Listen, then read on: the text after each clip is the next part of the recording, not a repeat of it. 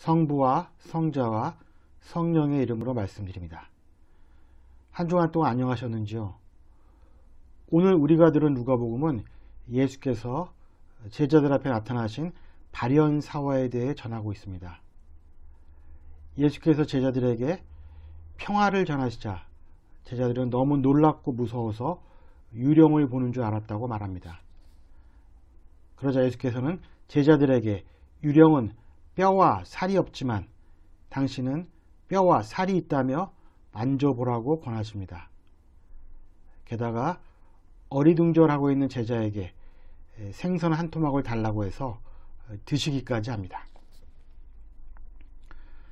어떠한 복음도 누가복음만큼 부활하신 예수님의 몸 상태에 관해 자세히 묘사하지 않았습니다.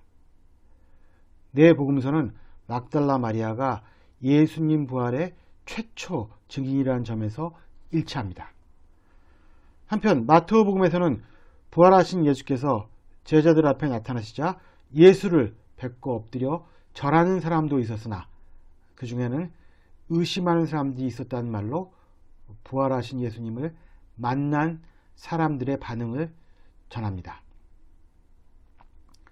마르코복음에서는 예수께서 당신의 부활을 증언하는 막달라 마리아를 믿지 않는 제자들 앞에 나타나셔서 그들의 완고함을 꾸짖으시는 장면만 나옵니다.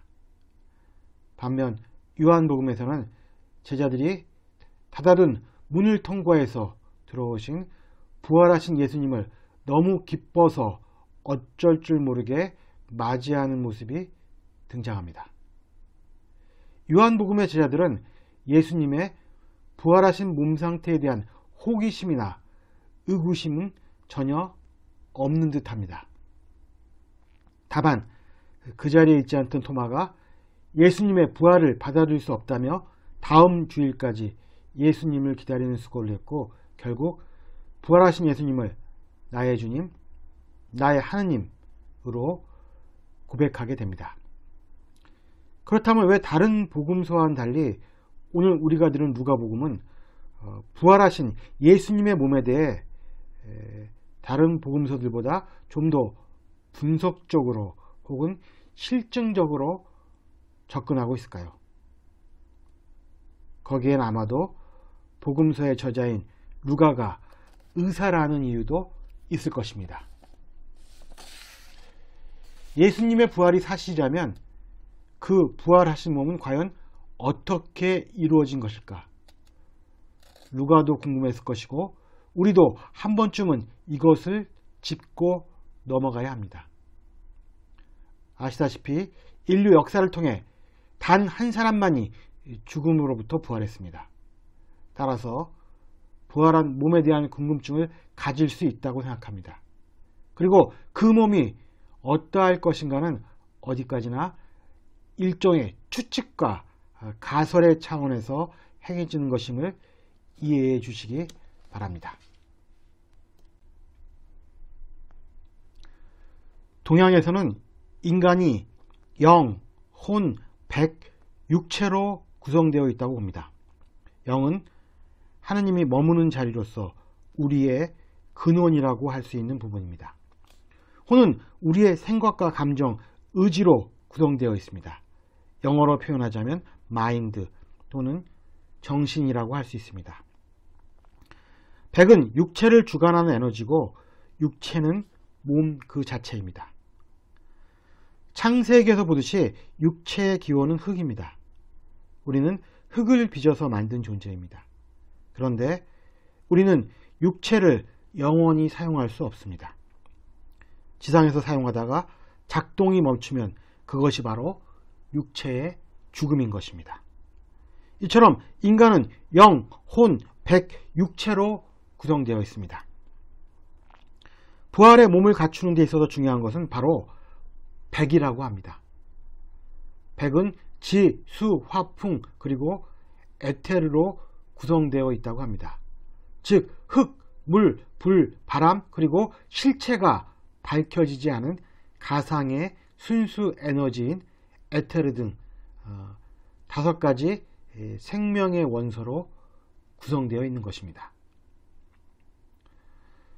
중세 순교 성인인 보에티우스는 그에 져서 철학의 위안에서 신의 경지에 다가선 성인들은 에테르라는 물질을 지니고 있어서 몸이 병을 겪지 않는다고 말했습니다.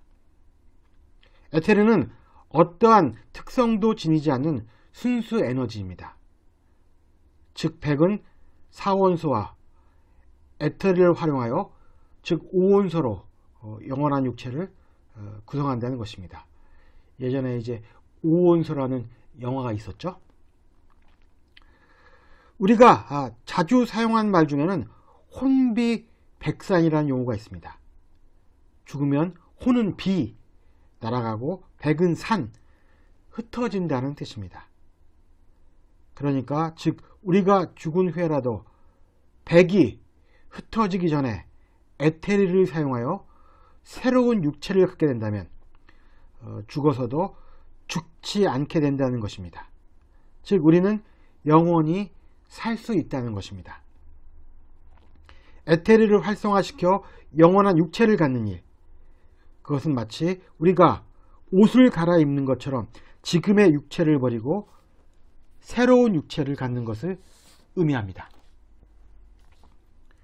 이러한 이유로 인해 예수께서 죽으신 후 우리의 육체와는 다른 영적인 육체를 지니고 부활할 수 있었다는 믿거나 말거나 전설 같은 해석이 있습니다.